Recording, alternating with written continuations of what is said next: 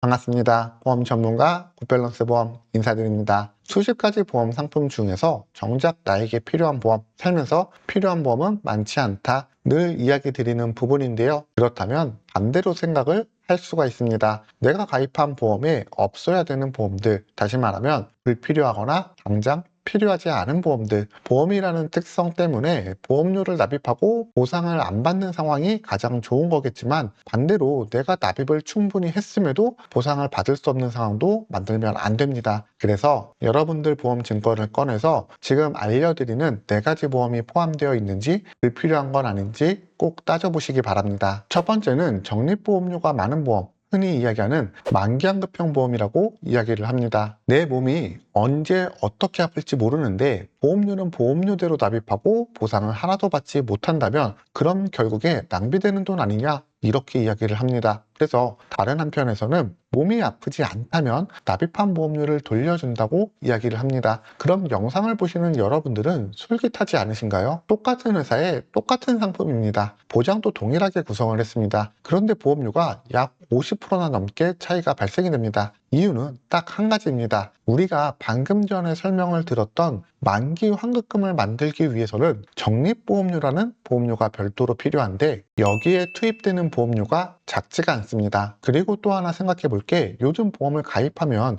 무해지 환급형 상품을 많이 가입을 하실 텐데요. 무해지 환급형으로 보험을 준비한다면 만기 환급형 상품과 보험료가 약 62%까지 차이가 발생이 되고, 그리고 최근에 이런 보험이 있잖아요. 건강하면 보험료를 할인해준다. 그래서 할인형과 비교를 해보면 보험료가 약 68%까지 차이가 발생이 됩니다. 보험료만 보면 환급형 상품과 10년 고지형 상품이 월 18만 원 정도 차이가 발생이 되는 겁니다. 그리고 만기환급형 상품에는 당연한 건데 우리가 생각하지 못한 문제점이 있습니다. 첫 번째는 만기 환급금의 지급 시점입니다. 우리가 일반적으로 가입하는 보험의 구조는 20년 납 100세 만기 이렇게 가입을 할 텐데요. 여기서 20년 납은 보험료를 내는 기간, 100세 만기는 보장이 종료되는 기간입니다. 그러면 만기 환급은 보장이 종료되는 100세 시점에 주는 겁니다. 그럼 지금하고 화폐 가치가 상당히 다를 텐데 그때 만기 환급금을 받는 건 의미가 크게 없습니다. 두 번째는 만기 환급이 되는 금액입니다. 내가 낸 돈 모두를 돌려받을 수 있으면 좋겠는데 실상은 그렇지가 않습니다. 우선 현재 적용이율, 평균 공시이율을 적용해도 완벽하게 100%가 되지가 않습니다. 그런데 우리가 생각해 볼 게, 금리가 내려간다면 결국 최저보증이율로 계산을 해야 하는 건데, 최저보증이율로 계산을 하면 내가 납입한 보험료의 50%도 못 돌려받습니다. 그러면 결론을 이야기하면 내가 낸 원금도 못 돌려받고 화폐 가치는 떨어지고 만기환급형을 가입할 이유가 없다는 이야기입니다. 차라리 이 차액분을 가지고 연금을 준비하거나 개인적으로 재테크를 하는 게 낫지, 내가 가입한 보험은 아프지 않으면 돌려받을 수 있다? 이런 분들은 보험의 기본 개념을 전혀 모르는 분들이라고 생각을 하시면 되겠습니다. 두 번째는 종신보험입니다. 물론 개인 니즈에 따라서 사망보험금은 필요한 보험일 수 있지만 애초에 가입 목적이 사망이 아니라 저축으로 착각해서 가입을 하는 종신보험, 굉장히 잘못된 선택입니다. 여러분, 만약에 설계사가 복리이자 비과세로 저축하세요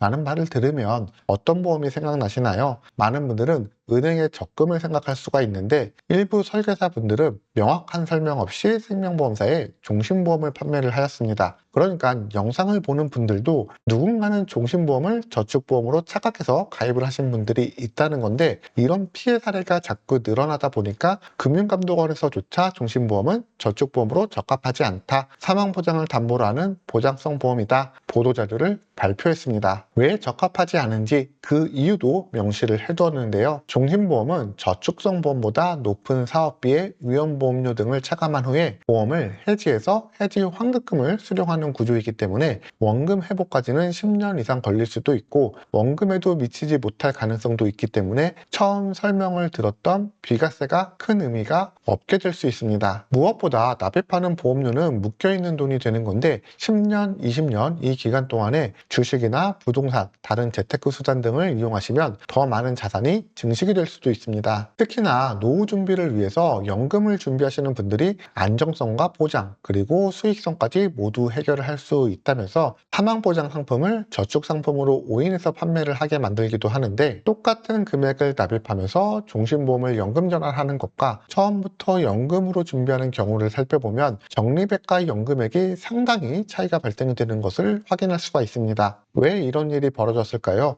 이유는 단순한데요. 일부 설계사분들이 모집 수당을 더 받을 목적으로 종신보험의 연금 전환 옵션을 강조하면서 연금을 원하는 소비자에게 연금이 아닌 종신보험을 판매를 했기 때문에 그렇습니다. 세 번째는 사망보장 상품입니다. 방금 전에 설명드린 종신보험이 저축 또는 연금 목적으로 오인된 보험을 주의해라 이렇게 알려드렸다면, 지금은 순수하게 사망보장이 필요한지 따져볼 필요가 있습니다. 40세 남성분이 80세까지 1억 원의 사망을 보장을 받는데 월 보험료가 8만 9천 원 정도 지출이 됩니다. 그리고 손해보험에서는 질병 사망의 최대 보장은 80세입니다. 90세, 100세는 안 된다는 거죠. 그리고 이미 평균 수명이 80세가 넘었습니다. 자칫 잘못하면 돈 낭비로 이어질 가능성이 높다는 거죠. 하지만 사망에 대한 대비를 아예 안 할 수는 없습니다. 우리가 살면서 발생할 수 있는 수입과 지출에 대한 그래프인데, 일정 기간이 지나게 되면 내가 벌어들이는 수입보다 지출되어야 하는 금액이 더 높아지게 됩니다. 그 시점을 흔히 경제적 정년이라고 이야기하는데, 그 시점에 내가 사망을 하면 가정이 급격하게 어려워질 수 있습니다. 그래서 사망보험금을 준비한다면 종신보험이나 질병사망을 과도하게 가입하는 것보다 정기보험을 활용하는 것을 추천드리는데, 정기보험은 일정 기간 동안만 사망에 대해서 보장을 받는 보험을 이야기합니다. 그러니까 20년 보장으로 가입하면 20년 동안은 사망이 보장이 되는 거죠. 그러면 20년 후에 내가 사망을 하더라도 자녀가 성인이 되니까 경제활동을 할 수 있는 나이가 되는 겁니다. 이렇게 일정 기간만 보장받는 정기보험의 보험료는 40세 남성분 기준으로 26,200원입니다. 그러면 앞에서 약 89,000원짜리 사망보험금과 비교를 했을 때 보험료를 큰 폭으로 줄이면서 사망 리스크에 대비를 할 수 있게 되는 겁니다. 네 번째는 질병상의 입원 일당입니다. 생각해보면 조금만 아프면 입원을 할 것 같고, 수술을 해도 입원을 할 것 같고, 주변에 누가 입원을 한 사람이 있으니까 꼭 필요할 것 같은데, 24년 기준 1인당 연간 입원 일수가 고작 2.64일입니다. 반올림해봐야 고작 3일밖에 안 된다는 거죠. 그런데 1일 입원했을 때 3만 원 보장을 받으려면 월 보험료가 약 16,000원이 필요하고, 20년간 납부하면 약 390만 원이 필요하게 됩니다. 그러면 대략 130일을 입원해야 보험료의 가치가 발생이 된다는 이야기인데, 방금 전에 살펴본 평균 입원 일수가 2.64일입니다. 그러면 1년간 2.64일을 입원한다면 입원 일당을 가입해서 49년 동안 매년 입원을 해야 보험료의 가치가 발생이 되는 겁니다. 그러니까 입원 일당을 가입해야 할 것 같으면 진단비를 가입해서 하이 리스크에 대비를 해주시는 게 좋습니다. 그럼에도 불구하고 암 같은 중대질병에 걸리면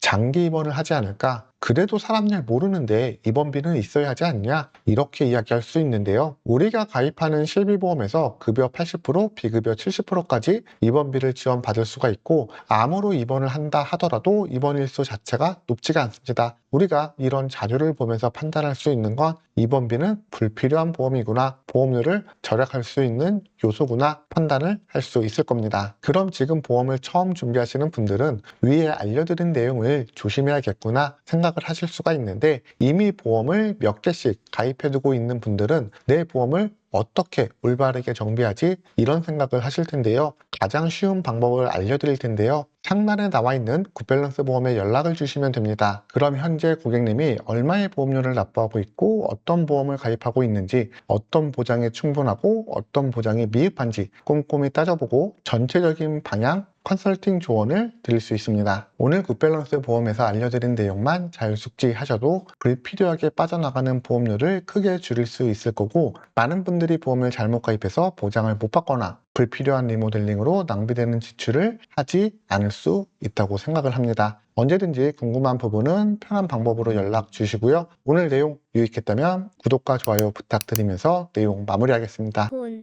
광고는 광고 심의 기준을 준수하였으며 유효기간은 심의일로부터 1년입니다.